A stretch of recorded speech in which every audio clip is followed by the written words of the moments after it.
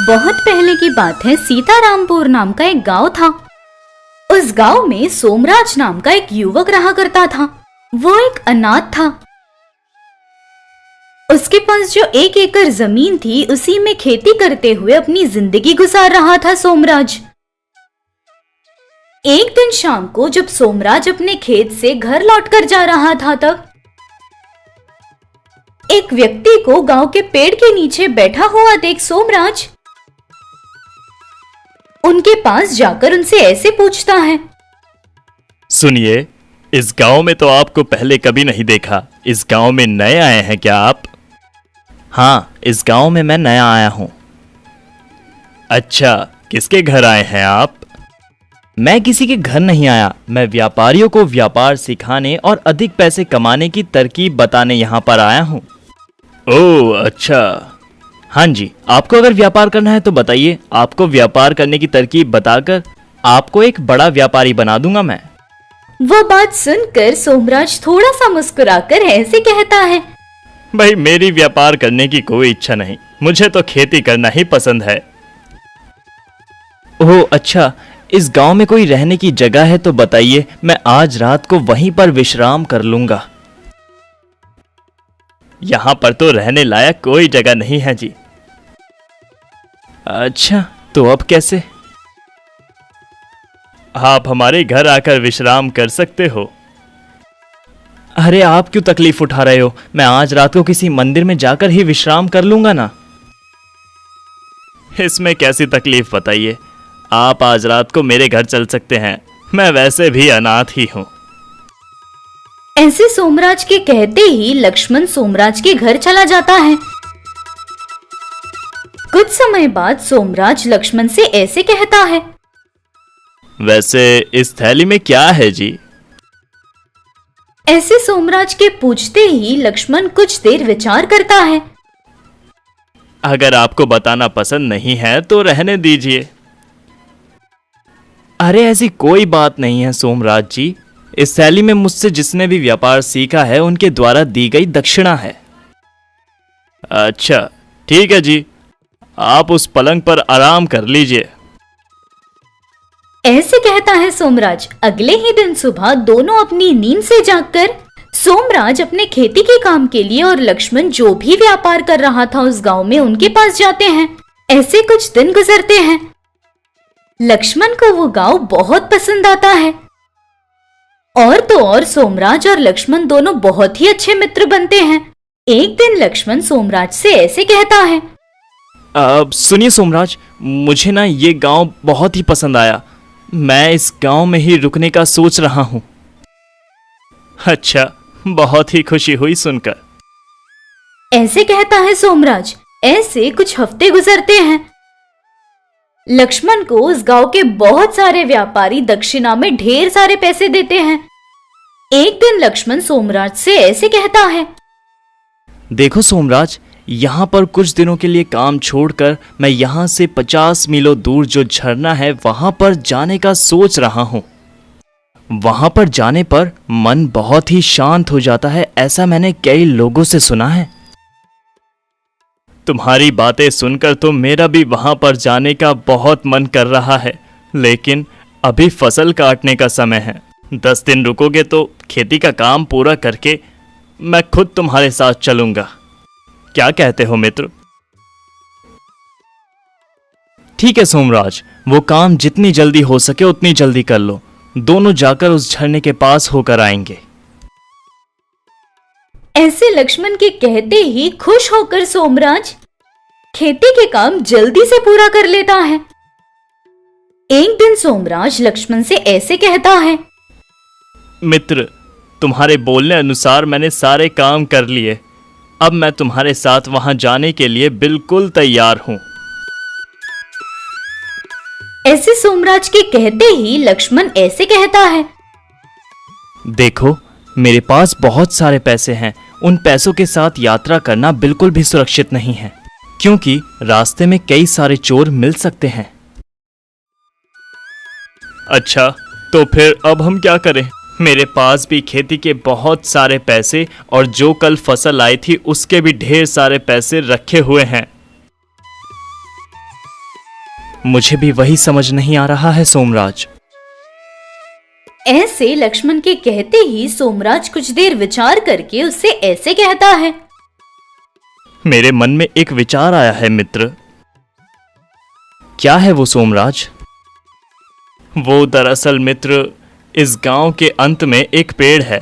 उस पेड़ के नीचे अगर हमने पैसे छिपाए तो वहां पर सुरक्षित रहेंगे। हम लौट कर आने पर वो पैसे भी ले आ सकते हैं। क्या कहते हो? तुम जो कह रहे हो वो सही तो लग रहा है, लेकिन हमारे पैसे वहां पर सुरक्षित तो रहेंगे ना?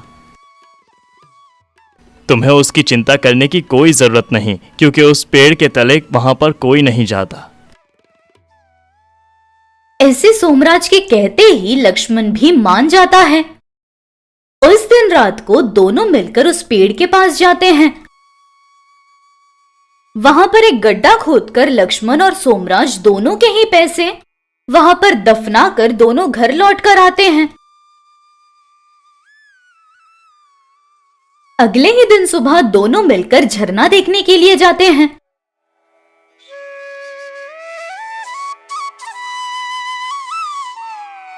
उस झरने का आनंद लेकर 2 हफ्ते बाद गांव लौटकर आते हैं सोमराज और लक्ष्मण।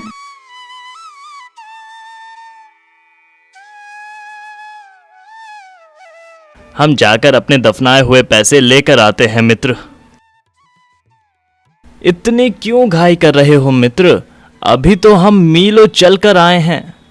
वो पैसे कहीं नहीं जाएंगे, कल जाकर हम ले आएंगे। ऐसे कहता है सोमराज। अगले ही दिन सुबह दोनों मिलकर उस पेड़ के पास जाते हैं।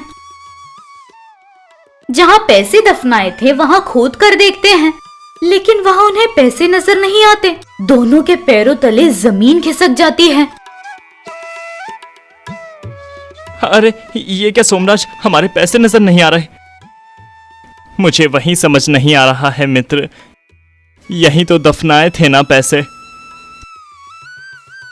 ऐसे सोमराज के कहते ही लक्ष्मण को बहुत ज्यादा गुस्सा आता है। अनजानों की तरह आप नाटक कर रहे हो तुम। यहां पर हमने पैसे छुपाए थे, ये तुम्हारे और मेरे अलावा किसी को नहीं पता था, तो जरूर पैसे तुमने ही निकाले होंगे। ऐसे लक्ष्मण के कहते ही सोमराज को भी बहुत ज्यादा गुस्सा आता है। क्या कहा? मैंने तुम्हारे पैसे चुराए हैं? अभी मेरे इतने बुरे दिन नहीं आए हैं। जरूर ये पैसे तुमने ही चुराए होंगे। ऐसे दोनों आपस में लड़ने लगते हैं। उसके बाद न्याय के लिए उस गांव के सरपंच के पास पहुंचते हैं ये।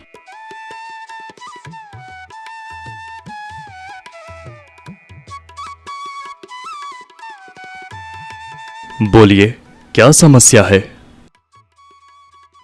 साहब, अब आप ही न्याय कीजिए। मैं इस गांव में नया आया हूं, ये बात आप भी अच्छे से जानते हैं।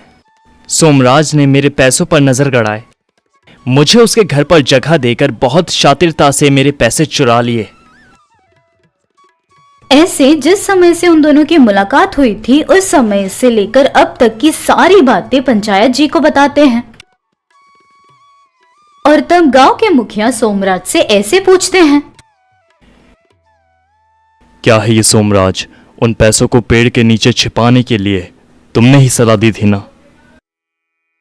जी साहब, लेकिन उतना ही नहीं साहब, लौटकर गांव में आते ही पेड़ के पास जाकर पैसे ले आते हैं, ये भी मैंने कहा था। फिर भी सोमराज ने मुझे रोका। आप चाहे तो पूछ सकते हैं। वो साहब, उस दिन हम बहुत ही ज्यादा थक गए थे ना, इसलिए मैंने ऐसा कहा।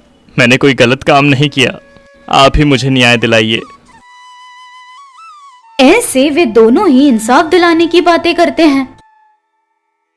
और तब गांव के सरपंच ऐसे कहते हैं। तुम दोनों में से चोर कौन है ये मुझे बखूबी पता है। अगर खुद से मान लोगे तो तुम्हारी सजा मैं कम कर दूंगा, नहीं तो सजा भुगतने के लिए तैयार हो जाना। ऐसे गांव के सरपंच कहते हैं, लेकिन कोई भी अपनी गलती मानने के लिए तैयार नहीं था। अरे कैलाश! ऐसे वे एक व्यक्ति को बुलाते हैं और तब एक चोर उनकी खोई हुई थैली को वहां पर ले आता है। अभी तो गलती मानोगे या नहीं? साहब, गलती हो गई, मुझे माफ कर दीजिए। वो देखकर सोमराज को कुछ समझ नहीं आता। क्या हुआ सोमराज, ऐसे क्यों देख रहे हो? तुम्हारे साथ रह रहा लक्ष्मण बहुत ही बड़ा धोखेबाज है। वो व्यापारियों के पास जाकर उन्हें अजीब सी बातें बताकर उनका धन दुगना करने की बातें करता रहता है और उनसे बहुत सारे पैसे दक्षिणा के रूप में लिया। बीच बीच में ये ऐसे गांव-गांव घूमकर बहुत ही शातिरता से तुम जैसे भोले लोगों को पकड़कर उनके पैसे भी ये ऐसे ही ऐंठ लेता है। ऐसे कहते हैं गांव के सरपंच। साहब, आपको ये सब कैसे पता? मुझे एक दिन नींद नहीं आ रही थी तो घर के बाहर आने पर यह कैलाश नाम का चोर मुझे नजर आया, तो उसे तभी पकड़कर जब पूछताछ की तो इस लक्ष्मण का असली रूप सामने आ गया। बहुत ही शुक्रिया साहब। शुक्रिया अदा नहीं, अभी तो कौन कैसा है ये जानने के बाद ही उससे मित्रता करना। ऐसे लोगों की वजह से तुम ही खतरे में पड़ते हो। ऐसे सोमराज को समझाकर उसके पैसे उसे देकर वहां से भेज देते हैं। उसके बाद लक्ष्मण ने जिन लोगों से छल किया था उन सभी के पैसे उन्हें लौटाकर लक्ष्मण को सजा देते हैं गांव के सरपंच जी।